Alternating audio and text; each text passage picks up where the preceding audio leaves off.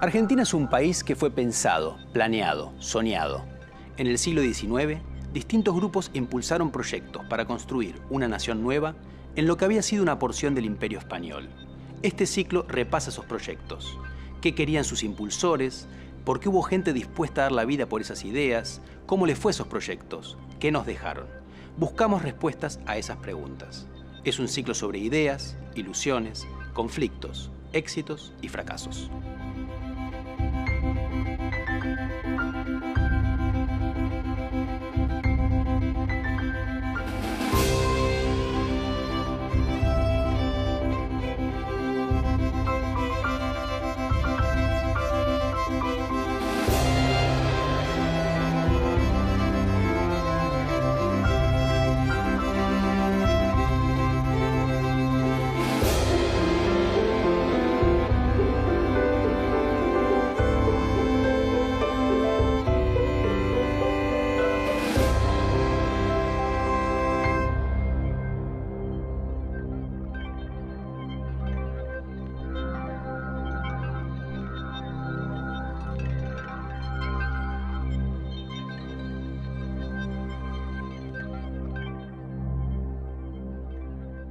Se llama Generación del 80 a un grupo de dirigentes políticos que alrededor de 1880 terminó de organizar el país y dio inicio a un período marcado por la gran importancia del modelo económico agroexportador y por un sistema político que concentró el poder en ese mismo grupo a través de la baja participación y del fraude electoral.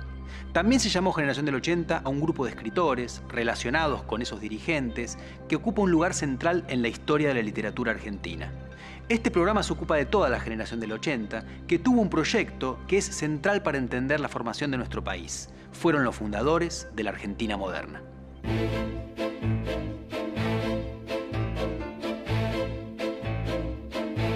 «1880 es una fecha clave en la historia argentina porque varios procesos históricos que habían comenzado en 1810 concluyeron ese año.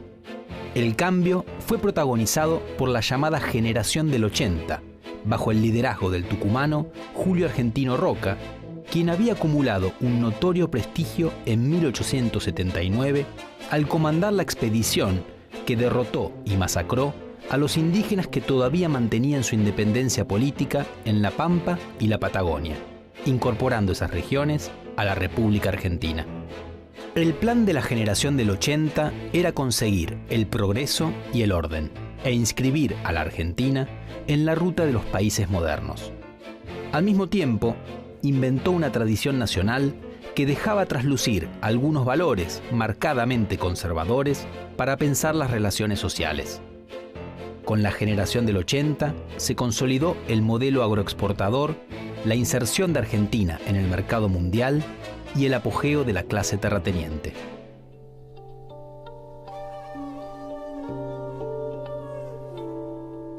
La política del 80 era dirigida por un grupo de gente de altos ingresos y que estaba beneficiándose mucho de la repartija para sectores dominantes de las tierras obtenidas en la zona pampeana. Así que se la puede llamar oligarquía si se quiere. Yo creo que la palabra oligarquía genera demasiadas luces rojas, pero está bien, era una oligarquía que hizo una apertura bastante grande a un sistema liberal, no necesariamente democrático en esa época. Y la palabra oligarquía viene del griego, quiere decir un dominio de pocos. Esos pocos prefieren llamarse aristocracia, que es el gobierno de los mejores. Y ya Aristóteles decía que oligarquía es una degeneración de la aristocracia. Ya la aristocracia es difícil definir quiénes son los mejores, en general son la gente que tiene más dinero. Pero justamente la oligarquía sería una versión más egoísta, digamos, y más explotativa de esa aristocracia. De manera que la palabra ya es una palabra en alguna medida acusativa o despreciativa. Pero está bien, yo creo que se trataba efectivamente de una oligarquía, pero que tuvo un rol positivo en el desarrollo del país. Podría haber sido mejor, pero tampoco es tan fácil reparar la historia.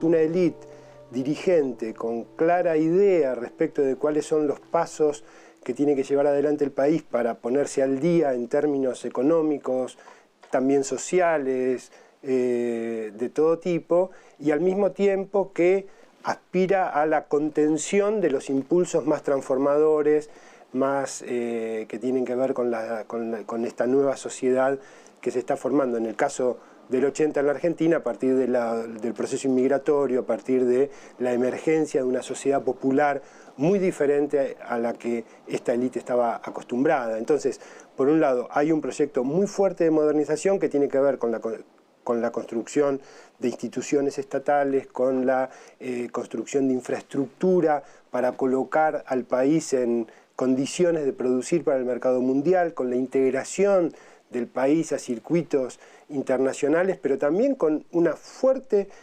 corriente de integración social que le da los aspectos más progresivos a esta élite, por ejemplo, con la idea de la educación pública, con la idea de la inclusión a partir de instituciones estatales del conjunto de esta sociedad tan heterogénea, incluso con la idea de homogeneización de esta sociedad tan heterogénea. Todos estos elementos me parece que apuntan a la idea de modernización, pero al mismo tiempo lo conservador tiene que ver con una élite dispuesta a justamente conservar el poder para las clases dirigentes tradicionales. Un mal gobierno pasa, y si viene otro malo enseguida pasa también. Pero las revoluciones son como el incendio. Abrazan la heredad, devoran la simiente y agotan la savia por muchas generaciones, cuando no esterilizan el suelo por siglos.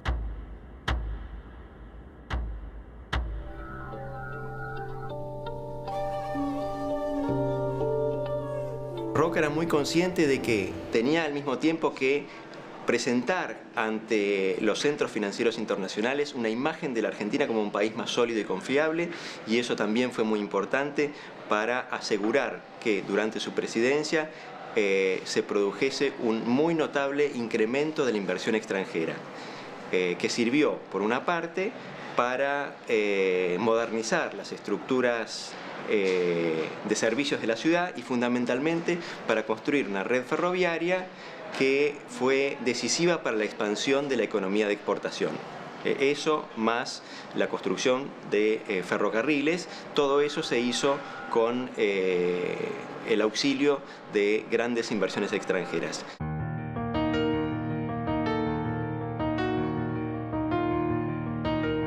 En su primer gobierno, de 1880 a 1886, Roca diseñó un programa que sintetizó en 2 palabras: paz y administración. Para lograr ambos propósitos, confiaba en el crecimiento de la economía. Si todos se dedicaban a perseguir objetivos económicos, se debilitarían las pasiones políticas que habían caracterizado al país. En ese esquema, todo el papel que le cabía a la política era el de administrar el libre desenvolvimiento de las personas, que impulsando sus intereses privados, contribuirían al bienestar común. Este discurso antipolítico no se traducía a la realidad. Los hombres del 80 implementaron una serie de medidas importantes que excedían la mera administración. Por un lado, el anterior presidente Avellaneda, presionado por los roquistas, había declarado a Buenos Aires como capital federal de la República, debilitando así a la provincia más poderosa al separar a la ciudad-puerto del resto del territorio y asegurando la federalización de los ingresos aduaneros. Con Roca se unificó por primera vez la moneda, se consolidó el Ejército Nacional y dejó de convocarse a las milicias provinciales, se sancionó la Ley de Territorios Nacionales, que ponía bajo el control del Poder Ejecutivo las tierras del sur, capturadas en 1879, así como las de la región del Chaco, ocupada por el ejército en 1884.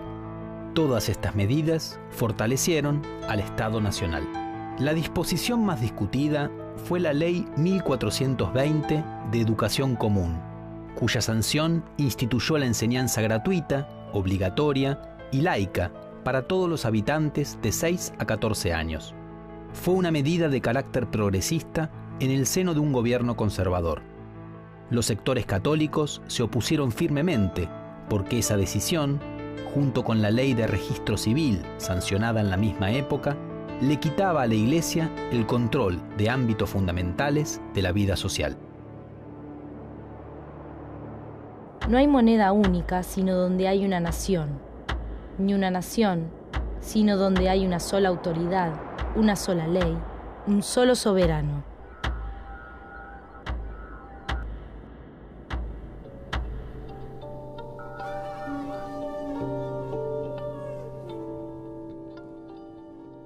Se la suele pensar que la generación del 80, ante todo, es hija de un acontecimiento político, social, cultural de gran magnitud, como fue la conquista del desierto, ¿no? La criminal conquista del desierto, llevada adelante por Roca en 1979. No obstante, me gustaría mostrar otros mojones distintos que se ligan con este en gran medida. El primero es la fundación del Museo, ¿sí?, de La Plata en 1884. Bien, fundación llevada adelante por el famoso perito, Francisco Perito Moreno, el Perito Moreno. ¿Y por qué digo que esto es importante? Porque en ese museo, entre otras cosas, los que pasan a exhibirse son esas culturas premodernas que el nuevo Estado Nacional y esta generación del 80 victoriosa había finalmente doblegado. Bien, ese es un museo el que estuvo rápidamente, empezó a llenarse de restos de cultura indígena, entre otras cosas de personas que pasaron a ser parte del muestrario de ese museo, en el cual lo que se celebraba era el triunfo de una generación que se suponía altamente moderna, ¿sí?, finalmente sobre todo aquello que había sido la barbarie. Por un lado este dato, ¿no? Por otro lado la ley 1420, ley que es hija del proyecto sarmientino también, ley que decreta la educación común, laica, que claramente divide lo que pertenece a la Iglesia y lo que pertenece al Estado, y la educación pasa a ser una potestad del Estado, ya no de la Iglesia. El tercero y último es un escrito, genial escrito de un intelectual también de esta generación, José María Ramos Mejía, que se llama Las neurosis de los hombres célebres en la historia argentina. Libro que en verdad es su tesis de medicina, pero que finalmente se publica como libro en 1880. Y en este libro, en donde se estudia, entre otras cosas, el alcoholismo del padre Aldao, el histerismo de Monteagudo o la melancolía de Carlos Francia, la impresión es: el pasado argentino estuvo revestido de locura. Lo nuevo que nace acá con 1880 es la historia de la racionalidad moderna, bien, que por lo tanto no hace más que tomar distancia con ese pasado.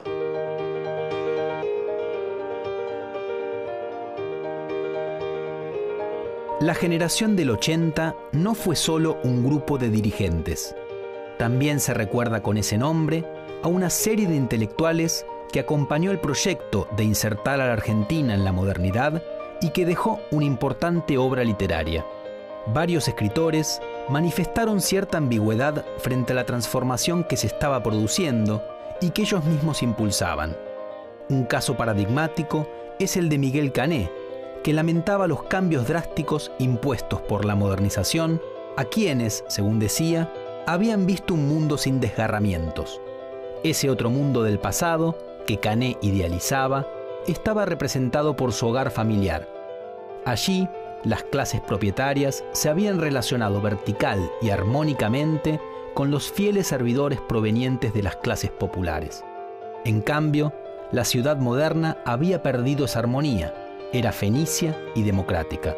De este modo, los intelectuales modernos descubrían el valor de la tradición, la familia y el campo con fuertes marcas de clase.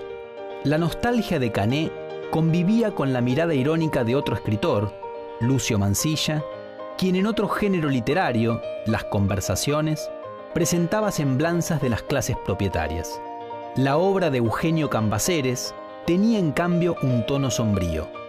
Su observación de la realidad social en sus novelas Sin rumbo, Silbidos de un vago y En la sangre registraba de modo pesimista, conservador y con elementos racistas los cambios que se estaban produciendo en una sociedad que se modernizaba día a día.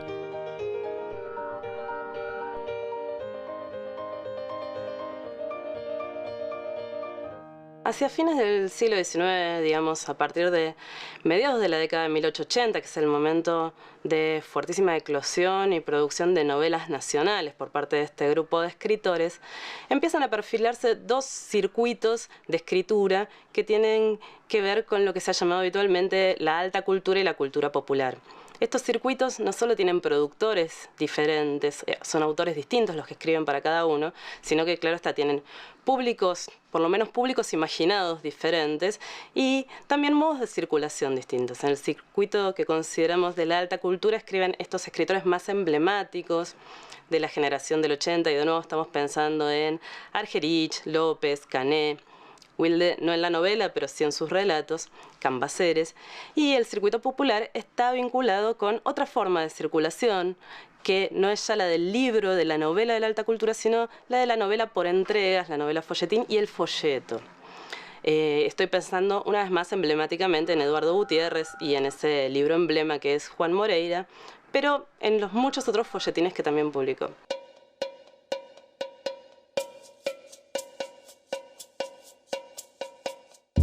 El proyecto del 80 parecía avanzar con paso rápido y seguro. Hacia 1889, el gobierno del sucesor de Roca, Miguel Juárez Celman, parecía estar consolidado.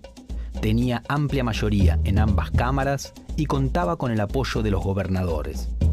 El nuevo presidente desconfiaba de la actividad política aún más que su predecesor. Para Juárez Celman, lo que se necesitaba eran administradores eficientes y no clientelas de comité. Sin embargo, esas certezas se volverían dudas desde 1890. Ese año comenzó una aguda crisis económica que tuvo efectos muy fuertes. Al mismo tiempo, se desencadenó una crisis política. Diversos actores, descontentos con el roquismo, desde Bartolomé Mitre hasta los sectores católicos, pasando por antiguos autonomistas como Leandro Alem, organizaron la Unión Cívica y se levantaron en armas en la llamada Revolución del Parque. Fueron vencidos, pero la situación obligó a Juárez Celman a renunciar. La quietud política fue vertiginosamente reemplazada por el entusiasmo público. Algunas ideas centrales del roquismo, como identificar a la política con el gerenciamiento, también entraron en crisis. Los autores de la Revolución del Parque realzaron el valor de la vida política y del activismo cívico y criticaron la afirmación de que el progreso económico implicaría el progreso moral de toda la nación. Yo sostengo y sostendré siempre la política de los principios. Caiga o no caiga, nunca transaré con el hecho. Nunca transaré con la fuerza, nunca transaré con la inmoralidad, nunca transaré con los conculcadores de las instituciones y de las libertades públicas. Nunca esperaré el desenlace de ciertas situaciones para entrar en ellas.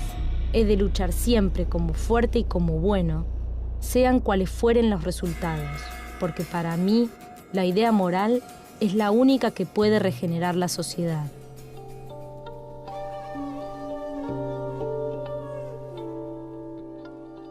Hay una crisis económica muy fuerte que genera también problemas, insatisfacción a la población y que además abre la puerta a la crítica al gobierno, no solo desde el punto de vista económico, desde el punto de vista de la concentración del poder político, sino también una crítica de tipo moral, porque empieza a haber, es una etapa de mucha especulación financiera. Es una etapa en la cual se juega mucho el tema de la bolsa, de la diferencia del precio del oro y de los pesos. La gente, hay una especie de ruleta con el tema de la plata. Hay quiebras, hay una especie de sensación vertiginosa de un materialismo que nos está llevando a la perdición, y esto genera una especie de crítica moral. ¿Por parte de quién? Por parte de los intelectuales del momento, por parte de la propia dirigencia política del gobierno que está en desacuerdo con Juárez Celman y por parte, sobre todo, de estos grupos que habían quedado marginados en el 80. A los cuales se suman jóvenes políticos, aquellos que en el 80 eran jóvenes muy chiquitos, pero que ahí ya en el 90 aspiraban a tener algo que decir, porteños, ¿no?, de Buenos Aires. Aspiraban a decir algo en la vida política y se veían impedido su acción por la política cerrada del gobierno. Ese es el clima en el cual se da la revolución. Una revolución que no reclama tanto la participación de las masas en la política, como se interpretó en el pasado, sino más bien lo que se llamaba en esa época la libertad de sufragio, garantizar la posibilidad de la competencia política.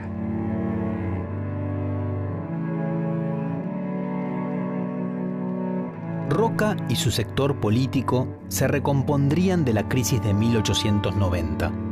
Su figura seguiría marcando la agenda política del país y volvería a ser presidente entre 1898 y 1904. Sin embargo, la marca del 90 sería recogida por un grupo político que iba a tener larga vida, los radicales. Su partido mantendría una idea que dominó a la Revolución del Parque: la importancia de la política y el activismo cívico para el progreso de la nación. Entre 1880 y 1890 concluyó el proceso de formación de un Estado nacional y se consolidó una economía capitalista. Viejos problemas se cerraron, pero se abrieron otros nuevos. El proyecto de la generación del 80, entonces, fue una bisagra entre una nación en construcción y la Argentina moderna. La generación del 80 fue usada como espejo por distintos grupos políticos posteriores. Algunos intentaron emularla y muchos otros criticaron su modelo oligárquico de país. ¿Qué quedó en pie del proyecto del 80? Si bien el modelo agroexportador terminó en 1930 y Argentina vivió distintos procesos económicos desde entonces, las exportaciones agrarias siguen siendo centrales en la economía de nuestro país. Otros elementos del 80, como la importancia de la educación pública o el gran poder que tienen los presidentes de la nación, continúan siendo rasgos fundamentales. Y finalmente, el modelo del 80 implicó una gran desigualdad social. Esta se atenuó durante el siglo XX, pero a partir de la década de 1970 y de la década de 1990 volvió a ser un rasgo terrible y decisivo de nuestra realidad nacional.